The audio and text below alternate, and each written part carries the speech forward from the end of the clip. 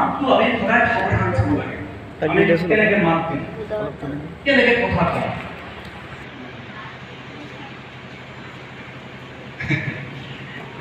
Next time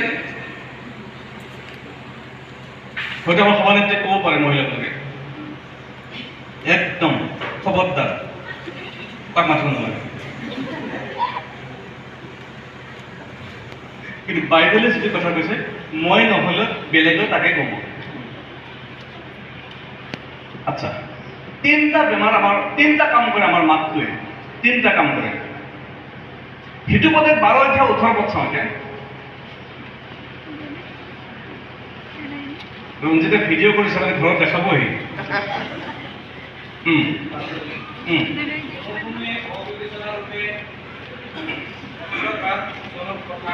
আচ্ছা, শুনিবনে এতিয়া? কোনোৱে অবিবেচনা মানে বিবেচনা নকৰাকৈ কথা কৈ দিয়ে, ফটাফট কথা কৈ দিয়ে। ছুপাৰমেক্স ব্লেড য'তে লাগে তাতে কাটে। বিবেচনা নাই, ঘপা-ঘপ কথা কৈ দিব, খালি কথা কৈ দিব জেচিবি নিচিনা। কোনোবা মৰে পাছত চলিব নাই? চলিবনে? আপুনি জেনেৰেটৰ হয় মহিলাসকল, আৰু জেনেৰেটৰটোৱে সদায় ছাইডত থাকে, বেকত থাকে। ফ্ৰণ্টত কোন থাকে? বেকত জেনেৰেটৰ থাকে, ফ্ৰণ্টত কোন থাকে? ফ্ৰণ্টত কোন থাকে?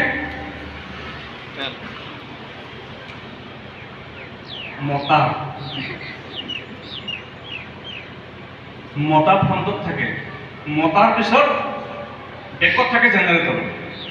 জেনেৰেটৰে যদি ঠিকমতে তেল চেল আছে, চাৰ্ভিচিং ঠিক আছে, মোবিল চবিল চব ঠিক আছে, পুৰা কাৰেণ্ট মাৰি আছে, চলিছে, পাৱাৰটো আহি নিজৰ হাজবেণ্ডৰ জীৱনত পৰা মানুহে দেখিবলৈ পাব। Praise the lord. আপোনাৰ স্বামীয়ে আপোনাৰ যোগেদি মানুহবিলাকৰ মাজত জিলিকিব পাৰিছেনে নাই? আপুনি পাৰিছেনে নাই সেইটো কথা ক'ব নালাগে, কিন্তু আপুনি চিন্তা কৰাৰ সময় আছে। আপোনাৰ ব্যৱহাৰ, আপোনাৰ মাত কথা, আপোনাৰ ঈশ্বৰৰ প্ৰতি, আপোনাৰ ঈশ্বৰৰ লগত থকা যি এক বেলেগ সম্পৰ্ক, সেই সম্পৰ্কৰ যোগেদি আপোনাৰ হাজবেণ্ড, আপোনাৰ ল'ৰা ছোৱালী, আপোনাৰ শাহু শহুৰ, তেওঁবিলাকে ফ্ৰণ্টত জিলিকিছে নে নাই? যদি জিলিকি থকা নাই, মানুহে জিলিকি থকা দেখা নাই, তেতিয়াহ'লে আপোনাৰ গণ্ডগোল আছে। তাৰমানে খুব সম্ভৱ তেল নাথাকিব পাৰে, খুব সম্ভৱ চাৰ্ভিচিং আপুনি বহুত দিন দিয়া নাই, খুব সম্ভৱ ষ্টাৰ্টিঙত মোবিল লাগে, মোবিলটো নাই, খুব সম্ভৱ মানে প্লাগটো গণ্ডগোল হৈছে, ছাপ্লাই দিয়া নাই। তাৰমানে জেনেৰেটৰ আপুনি হয়, আৰু জেনেৰেটৰ যদি আপুনি হয়, তেতিয়াহ'লে আপুনি জেনেৰেটৰ তেলটো ভৰাব লাগিব। তেল মানে হৈছে, তেল মিনছ হলি স্পিৰিট, ঈশ্বৰৰ উপস্থিতি আপোনাৰ জীৱনত যদি থাকে, আপুনি আপোনাৰ ঘৰখনত আপোনাৰ স্বামীক আপুনি জীৱিকাই ৰাখিব পাৰিব।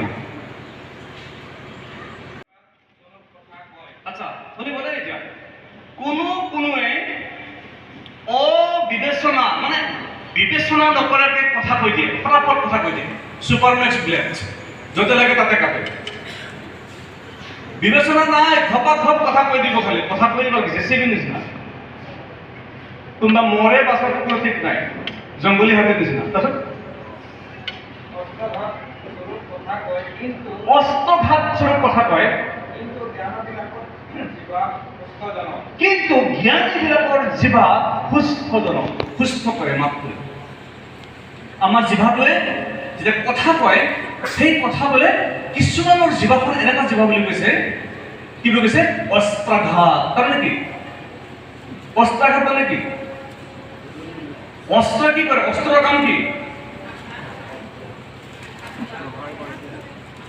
আঘাত কৰা, ঘাইল কৰা। আৰু কি ভাষা আছে নেকি? আঘাত কৰা, ঘাইল কৰা, জখম কৰা, আৰু কিবা আছে নেকি? ছেদ কৰা, টুকুৰা কৰা, দুফাল কৰা, মুঠতে ধ্বংস। আৰু বাইবেলে সেই কথাটো কৈছে সেইটো পদক্ষেপত যে কিছুমানৰ জিভাখন সেই ধৰণৰ জিভা, কথাটো কয়, যোনে শুনে মানে এনেকুৱা লাগে মানে এক থাপৰ দিলেও ভাল লাগেহেঁতেন তাৰমানে এনেকৈ কথা কৈ দিয়ে। প্ৰিয়সকল, মোৰ মৰমৰ মহিলাসকল, শ্ৰদ্ধাৰ মহিলাসকল, আপুনি আপোনাৰ ঘৰৰ আপুনি প্ৰিন্সিপাল হয়। আপোনাৰ ঘৰখন খুব আত্মিকভাৱে চলাই লৈ যাবৰ কাৰণে আপোনাৰ হাতত ৰেছপনচিবিলিটি পূৰা আছে। সেইকাৰণে প্ৰথমতে মই কৈছিলোঁ জেনেৰেটৰবিলাক ক'ত ৰাখে? ছাইডত ৰাখে। পাৱাৰ ক'ত দিয়ে?